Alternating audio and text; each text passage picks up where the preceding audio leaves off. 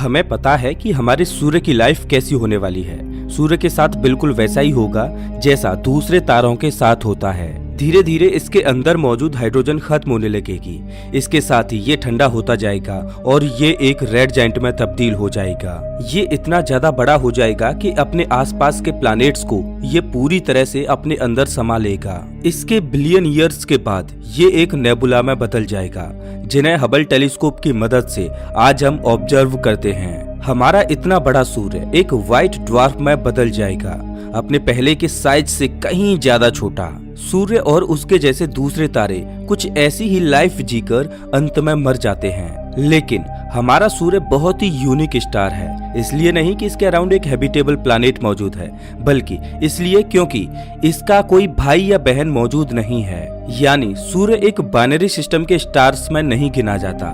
हमारी गैलेक्सी में मौजूद करीब आधे स्टार्स बाइनरी फॉर्मेशन में ही मौजूद हैं। तो अब क्या होते हैं बाइनरी स्टार्स और उनकी लाइफ साइकिल कैसी दिखती है? क्या बाइनरी स्टार्स के इर्द गिर्द भी हैबिटेबल प्लैनेट्स का जन्म हो सकता है? दोस्तों, आज की इस वीडियो में हम जानेंगे कि बाइनरी स्टार्स की लाइफ इतनी कॉम्प्लिकेटेड क्यों होती है। तो वीडियो को अंत तक देखते रहिए। नमस्कार दोस्तों, मैं हूं श्याम तोमर। स्वागत करता हूं आपका इस वीडियो में। अगर आपने कभी टेलीस्कोप की मदद से रात के आकाश को देखा होगा तो अलग अलग तरीकों के स्टार्स को जरूर ऑब्जर्व किया होगा।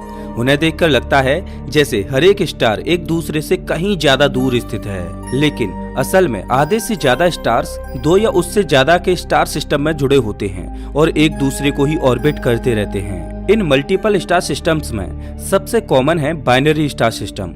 इसमें दो स्टार्स एक दूसरे को ऑर्बिट कर रहे होते हैं। ये स्टार्स कई सारे रूपों में आते हैं, जिनसे वैज्ञानिक इन्हें पहचानते हैं। कुछ लोगों का तो ये तक मानना है कि हमारा सूर्य भी एक बाइनरी स्टार सिस्टम को फॉलो करता है। बाइनरी स्टार्स बेसिकली दो स्टार्स होते हैं जो एक कॉमन सेंटर ऑफ मास को ऑर्बिट करते हैं। इन स्टार्स में जो तारा सबसे ज्यादा ब्राइट होता है उसे प्राइमरी स्टार कहा जाता है। वहीं जो स्टार थोड़ा मध्यम ब्राइटनेस का होता है उसे सेकेंडरी स्टार कहा जाता है। प्राइमरी को ज्यादातर स्टार ए नाम से और सेकेंडरी को स्टार बी नाम से डिनोट किया जाता है। कुछ ऐसे बाइनरी स्टार्स भी हमने खोजे हैं जिनकी ब्राइटनेस ऑलमोस्ट इक्वल है। जो भी व्यक्ति इस तरह के स्टार्स की खोज करता है वो अपने मन मुताबिक इनका नाम रख सकता है। आप भी अगर कोई न्यू और यूनिक बाइनरी स्टार खोजते हो तो आप भी उसे अपना कोई पसंदीदा नाम दे सकते हो। शायद इसीलिए भी आपने देखा होगा कि स्टार्स के प्रेमी अपने घर के टेरेस पर टेलीस्कोप लगाते हैं। वो ऐसे ही यूनिक स्टार्स खोजना चाहते हैं और उन्हें अपना नाम देकर अमर होना चाहते हैं। बाइनरी स्टार्स को हम उनके ऑर्बिट के बेसिस पर अलग अलग क्लासिफाई कर सकते हैं। पहले टाइप के तारे हैं वाइड बाइनरीज। इन स्टार्स के ऑर्बिट कुछ इस तरह से होते हैं कि ये दोनों ही तारे एक दूसरे से बहुत दूर रहते हैं। ये दोनों ही स्टार्स एक दूसरे से अलग अलग होकर रिवॉल्व करते हैं और कोई स्टार दूसरे स्टार पर इम्पैक्ट नहीं करता। माना जाता है कि कभी इन स्टार्स के सिस्टम के पास एक तीसरा स्टार भी था जो इन दोनों स्टार्स को दूर दूर रखता था, लेकिन फिर बाद में वो इस सिस्टम से जबरदस्ती बाहर निकल गया और इन दोनों स्टार्स को और बाहर की तरफ पुश करके चला गया। दूसरे टाइप का सिस्टम है क्लोज बाइनरीज। क्लोज बाइनरीज में रहने वाले स्टार्स एक दूसरे से क्लोज होते हैं और एक दूसरे से अफेक्ट होकर रिवॉल्व करते हैं। जैसे कि ये स्टार्स अपने मास को एक दूसरे में ट्रांसफर कर सकते हैं। मोस्टली देखा जाता है कि इस सिस्टम में प्राइमरी स्टार अपने सेकेंडरी स्टार के मास को चुरा लेता है। कभी कभी तो इन प्राइमरी स्टार्स का ग्रेविटेशनल फोर्स इतना ज्यादा होता है कि वो सेकेंडरी स्टार को पूरी तरह से अपने अंदर समा लेता है। बाइनरी स्टार्स की एक और खास बात ये है कि उन्हें टेलीस्कोप से कैसे खोजा गया है उस बेसिस पर भी क्लासिफाई किया गया है। जैसे कि विजुअल बाइनरीज, ये ऐसे दो स्टार्स होते हैं जिनके बीच की दूरी इतनी होती है कि उन्हें टेलीस्कोप से देखा जा सकता है। इन्हें आप अच्छी क्वालिटी के बाइनोकुलर्स की सहायता से भी देख सकते हैं। मैं आपको बता दूं कि जो स्टार्स आपको आज आकाश में दिख रहे हैं उनमें 5 से 10% के स्टार्स विजुअल बाइनरीज ही होते हैं। कुछ ऐसे स्टार्स भी होते हैं जो टेलीस्कोप की सहायता से बहुत पास दिखते हैं। वैज्ञानिक इन स्टार्स से निकलने वाली लाइट की वेवलेंथ को ऑब्जर्व करते हैं और उसके बाद ही उनके बाइनरी नेचर को कंफर्म किया जाता है। इन्हें स्पेक्ट्रोस्कोपिक बाइनरीज कहा जाता है। जैसे कभी कभार चांद हमारी धरती और सूर्य के बीच में आकर एक्लिप्स यानी ग्रहण करता है, उसी तरह कुछ बाइनरी स्टार्स भी ऐसा करते हैं। ऐसे स्टार्स के ऑर्बिट इस एंगल पर होते हैं कि पृथ्वी से देखने पर एक स्टार दूसरे स्टार के सामने से गुजरता है, जिससे एक्लिप्स बनता है। इन्हें एक्लिप्सिंग बाइनरीज कहते हैं। ये फीचर पूरी तरह से हमारे देखने के नजरिए से ही बना है। स्टार्स को मोस्टली हम पृथ्वी से ही देखते हैं, लेकिन अगर स्पेस से देखें तो जरूरी नहीं कि ये एक एक्लिप्स में ही दिखाई देंगे। एस्ट्रोमेट्रिक बाइनरीज बहुत ही इंटरेस्टिंग टाइप के स्टार्स होते हैं। पहली बार इन्हें ऑब्जर्व करने पर ऐसा लगता है जैसे ये खाली स्पेस में अकेले घूम रहे हैं। इसके पार्टनर स्टार के बारे में हम सिर्फ अंदाजा ही लगा सकते हैं।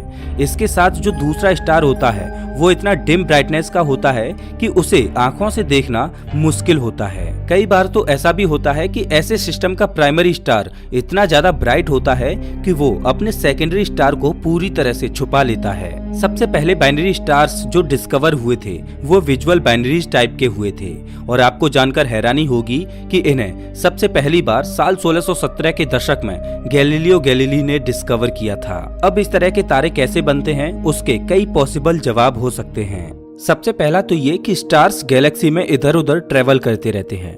कभी कभार एक स्टार अपने पास से गुजर रहे स्टार को ग्रेविटेशनल फोर्स से कैप्चर कर लेता है, लेकिन ये बात भी सच है कि ये बहुत ही ज्यादा रेयर मूवमेंट है जिसे सिर्फ लक से ही कोई इंसान लाइव ऑब्जर्व कर सकता है। लेकिन कॉमनली बाइनरी स्टार्स ऐसे नहीं बनते। आप जानते ही होंगे कि तारे स्पेस में मौजूद डस्ट और गैस से बनते हैं।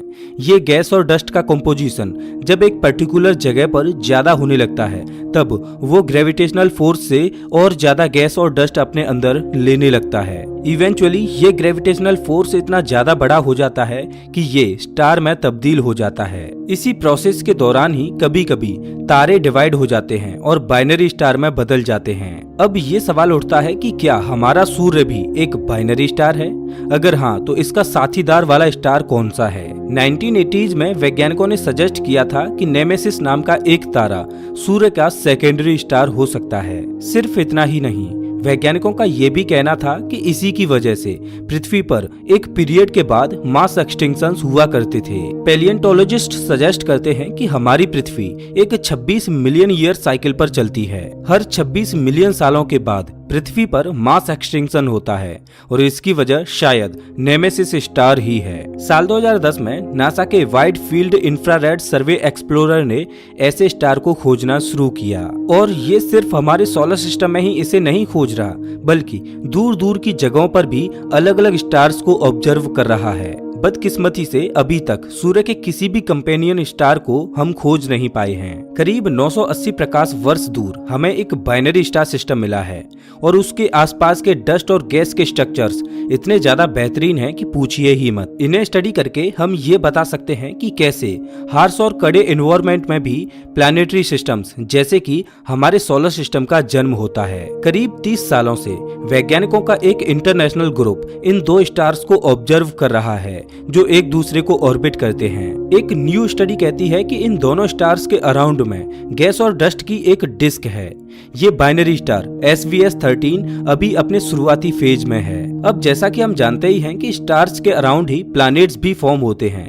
अगर प्लैनेट फॉर्मेशन के मॉडल की माने तो उसका कहना है कि स्टार बनने के बाद जब उसके रिमेनिंग डस्ट और गैस पार्टिकल्स बच जाते हैं तब वो मिलकर प्लैनेट को फॉर्म करते हैं। लेकिन ऐसे ज्यादातर मॉडल्स सिंगल स्टार को लेकर ही बनाए जाते हैं। याद रखिए हम बाइनरी स्टार सिस्टम की बात कर रहे हैं जो कि दो तारों का ग्रुप है। बदकिस्मती से हम ये नहीं जानते कि इन ट्विन स्टार सिस्टम्स के अराउंड प्लैनेट्स का जन्म कैसे होता है।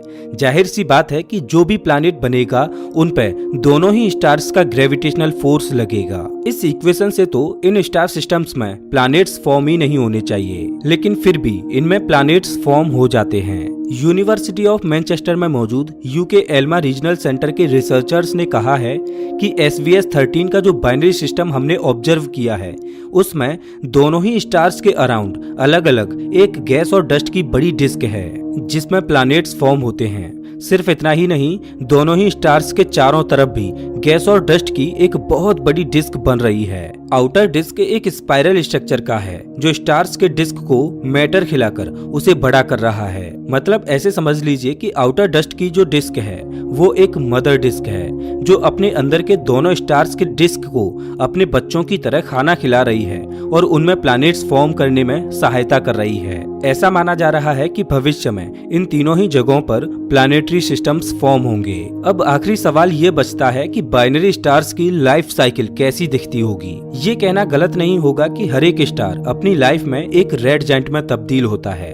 इसके साथ ही ऐसा होने पर वो अपने आसपास के प्लैनेट्स को अपने अंदर समेट लेता है। बाइनरी स्टार्स में भी कुछ ऐसा ही होता है।